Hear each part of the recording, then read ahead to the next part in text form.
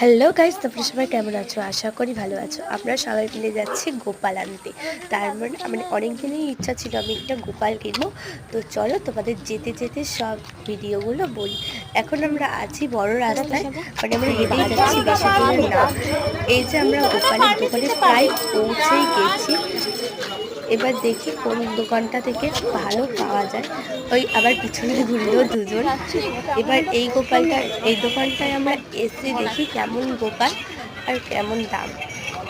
দেখি চলো, কাকুটাকে প্রথমে জিজ্ঞাসা করলাম যে কত টাকা গোপালের দাম। তো কাকুটা দেখো গোপালের জামা গোছাচ্ছে। তারপরে আমাদের গোপাল গোপাল নিয়ে আসতে গেছিল।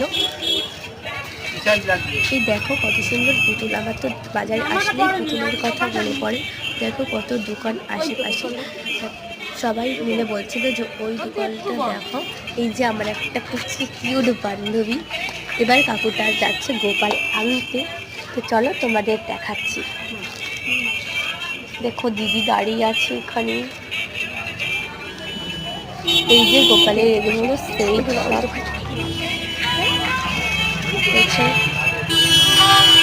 এই যে গোপালটা মার হাতে, এই গোপালটা বেশ পছন্দই হচ্ছিল।